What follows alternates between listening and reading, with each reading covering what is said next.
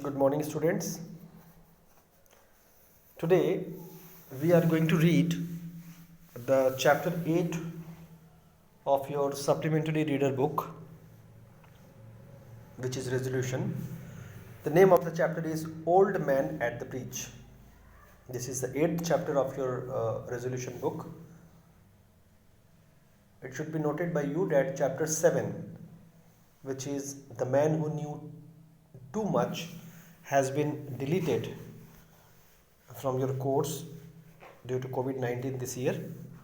So chapter 7 will not come. So we are going to read chapter 8, written by Ernest Hemingway. Now I am trying to teach you this chapter in a comprehensive and compact way via some other source rather than your textbook. It is advised to you that you should read the chapter, which is Old Man at the Breach, before listening to my video. First of all, you should read the chapter. अच्छी तरह से आप chapter को पहले पढ़ लो. उसके बाद अगर आप मेरी वीडियो को देखोगे तो it will be very easier for you to understand. So let's start. The plot or summary or the storyline of the chapter is set up in the backdrop of Spanish Civil War in 1938. It starts with the description of an old man who was sitting at a bridge. It was a warlike situation as the fascist forces were advancing towards Ebro. Our narrator, a news reporter, was in the charge to cross a pontoon bridge to check the advancement of the enemy forces. He saw that an old man with steel rimmed spectacles and dusty clothes was sitting beside the road at the bridge while carts, trucks, and people were crossing the bridge to get to a safe distance from the enemies. The old man looked too tired to walk any further. तो students, कहानी the old man at the bridge जो है, written by Ernest Hemingway, ये 1938 की कहानी है.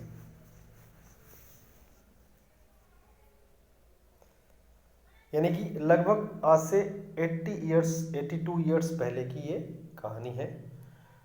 1938 में Spanish civil war हुआ था. सिविल वॉर का मतलब होता है गृह युद्ध. स्पेन में एक गृह युद्ध हुआ था 1938 में, और उस गृह युद्ध में यानी स्पेन के एक राज्य के जो नागरिक हैं वो दूसरे राज्य के नागरिक के साथ युद्ध में भिड़ गए थे. और उस युद्ध में जो स्थिति बनी थी वो एक बूढ़े व्यक्ति के द्वारा, जो कि ब्रिज में बैठा है कहीं जाने के लिए, मतलब उसका घर उससे छूट गया है, युद्ध के कारण उसका घर उससे छूट गया है, और वो एक ब्रिज में बैठ करके कहीं जाने की तैयारी कर रहा है. और उस बूढ़े व्यक्ति के इर्द गिर्द ही या उसकी बातों के इर्द गिर्द ही ये कहानी घूमती है. और उसकी बातों से राइटर अर्नेस्ट हेमिंगवे ये समझाने की कोशिश करते हैं कि किस तरह से युद्ध इंसान के जीवन में सिवाय बर्बादी के, पछतावे के, अफसोस के और कुछ भी नहीं लाता है. युद्ध की सिचुएशन है, युद्ध शुरू हो चुका है, और जो कहानीकार है वो देख रहा है कि जो कि एक न्यूज़ रिपोर्टर है, जो व्यक्ति हमें ये कहानी बता रहा है वो एक न्यूज़ रिपोर्टर है. यानी न्यूज़ रिपोर्टर की आंखों देखी जो घटना है उसे राइटर ने अपने शब्दों में लिखा है. तो जो न्यूज़ रिपोर्टर है, जो उस बूढ़े व्यक्ति से मिला है, जो युद्धकालीन समय में एक ब्रिज में बैठा है, और ब्रिज में तो बैठा है, और एक तरफ वो ब्रिज में बैठा है और दूसरी तरफ से शत्रु की जो सेना है वो आक्रमण करने की लगातार कोशिश में है। राइटर ने देखा कि बूढ़ा व्यक्ति है जो कि बहुत पुराने ज़माने का एक चश्मा पहन के रखा है, जिसके जो किनारे हैं, जिसको रिम कहते हैं, वो स्टील के बने हुए हैं। स्टील के बने हुए किनारों वाली या किनारों वाला चश्मा पहन के, गंदे कपड़े पहन के वो एक ब्रिज के पास बैठा है, जहाँ से कुछ बैलगाड़ियाँ, घोड़े गाड़ियाँ, ट्रक और कुछ लोग यदा कदा क्रॉस हो रहे हैं। उस आदमी को देख करके स्पष्ट समझ में आ रहा है रिपोर्टर को कि यह आदमी बिल्कुल थका हुआ है। Seeing the old man sitting there for a long time, the speaker went to him and asked him where he came from. The old man answered that he was coming from San Carlos, his native town, 12 kilometers away from there. The man smiled as it was a pleasure to him to mention his native land. बूढ़ा व्यक्ति बहुत थका हुआ है, बैठा हुआ है। Speaker ने जब उसको पूछा है कि वो व्यक्ति जो है कहाँ से आया है, तो बूढ़े व्यक्ति ने जवाब दिया था कि वो व्यक्ति यानी वो खुद सैन कार्लोस नाम के स्थान से आया है, जो कि उसका पैतृक गांव है, उसका नेटिव शहर है, जो कि उस ब्रिज से लगभग 12 किलोमीटर दूर में स्थित है। ये कहते कहते वो बूढ़ा व्यक्ति मुस्कुराने लगा, क्योंकि अपने पैतृक गांव के बारे में या पैतृक शहर के बारे में बोलना या जिक्र करना उसे गर्व से भर देता है। Then the speaker had a chat with the man and came to know that the 76 years old man had no one but pets, 2 goats, a cat and 8 pigeons. They were his family, and he spent his time looking after the animals. Now that the enemy forces were approaching, he was asked to leave the place. So he was forced to leave his pets on their feet.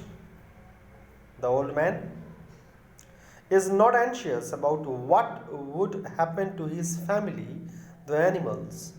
He thinks that the cat would be able to look after itself. But what about the pigeons and the goats? He asks the narrator to guess what would happen to his pets. The speaker consoles him that they will be fine. आगे बढ़ते हैं। Writer ने, मतलब जो speaker था, जो reporter है, उसने उस बूढ़े व्यक्ति से कुछ देर तक बातचीत की। बातचीत के दौरान बूढ़े व्यक्ति ने बताया कि वो 76 साल का है और उसके घर में सिवाय कुछ पालतू जानवरों के और कुछ नहीं है। उसके घर में 2 बकरियां हैं, 1 बिल्ली है और 8 कबूतर हैं। वो 2 बकरियां, 1 बिल्ली और 8 कबूतरों को ही अपना परिवार मानता है और उनकी देखभाल करता है। अब चूंकि शत्रु सेना ने उसके नेटिव टाउन में आक्रमण, नेटिव टाउन है उस पर आक्रमण कर दिया था, इस कारण से वो अपना स्थान छोड़ने को बाध्य हो गया। इसी कारण से उसको अपना नेटिव टाउन छोड़ने पर उसको एक चीज देखनी पड़ी कि वो नेटिव टाउन जो छोड़ा है उसमें उसने देखा कि उसके जो पेट्स हैं उन्हें उनके भाग्य के सहारे छोड़ने के अलावा बूढ़े व्यक्ति के पास कोई उपाय नहीं बचा। बूढ़ा व्यक्ति बहुत चिंतित है कि उसके परिवार यानी उसके जानवरों का क्या होगा। वो उन्हें छोड़कर तो आ गया है, लेकिन वो सोच रहा है कि बिल्ली तो अपना ध्यान रख सकती है, लेकिन कबूतर अपना ध्यान कैसे रखेंगे, बकरी अपनी ध्यान कैसे रखेगी। उसने उस राइटर को पूछा है कि आप क्या कोई अनुमान लगा सकते हो कि अब जो है क्या होगा उनके पेट्स का। स्पीकर ने उसको सांत्वना बंधाई है कि जानवर अपना ध्यान खुद रख लेंगे। He asks the old man if he left the dove cage unlocked. As old man answers in the assertive, he suggests that they will fly, but he cannot throw light on the future of the goats. Then our narrator urged the man to get up and try to walk further, as he would now leave. The man tried to walk but could not. He sat down again in the dust. The narrator mentions that it was Easter Sunday and a grey overcast day.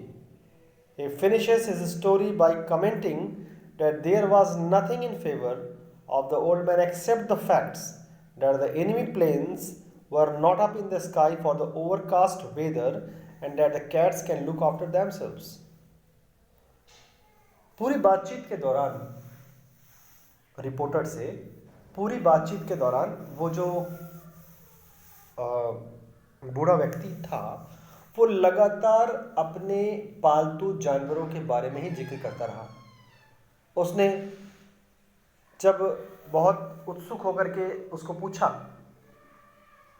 Reporter को कि आपके हिसाब से मेरे जानवर सही सलामत होंगे, तो रिपोर्टर ने उल्टा उसको प्रश्न किया कि क्या आपने अपने कबूतरों के पिंजरे को बंद किया था। बूढ़े व्यक्ति ने कहा मीन्स बंद किया था या खुला रखा था, तो बूढ़े व्यक्ति ने कहा कि शायद खुला रखा था। रिपोर्टर का जवाब यह था, तो अब आप निश्चिंत हो जाइए, कबूतर उड़ जाएंगे और अपनी जान बचा लेंगे। यह उत्तर पाने के बाद भी बूढ़ा व्यक्ति काफी चिंतित था कि उसकी बकरियों का क्या होगा। खैर, थोड़ी देर बाद रिपोर्टर ने बूढ़े व्यक्ति को कहा कि आप खड़े होकर के थोड़ा दूर चलने की कोशिश कीजिए। बूढ़ा व्यक्ति चलने की कोशिश किया लेकिन वो चल नहीं पा रहा था। उसके हाथ पैर जवाब दे दिए थे। वो बैठ गया, फिर से धूल में। जो रिपोर्टर है वो बताना चाह रहा है कि वो दिन जो था वो ईस्टर संडे का था और बारिश होने का अनुमान था। उस बूढ़े व्यक्ति के लिए जो अच्छी बात थी वो यही थी कि बारिश के अनुमान के कारण या मौसम थोड़ा खराब होने के कारण, बादल आसमान में बारिश के होने के कारण एनिमी प्लेन्स जो थी वो ज्यादा एक्टिव नहीं थी। लेकिन इतना कुछ होने के बाद भी या थोड़ा सा माहौल उस बूढ़े व्यक्ति के फेवर में होने के बाद भी बूढ़ा व्यक्ति अपने बारे में नहीं सोच रहा था। वो ये सोच रहा था कि बिल्लियां, ये जो उसकी जो बिल्ली है वो अपनी ध्यान खुद रख पाएगी।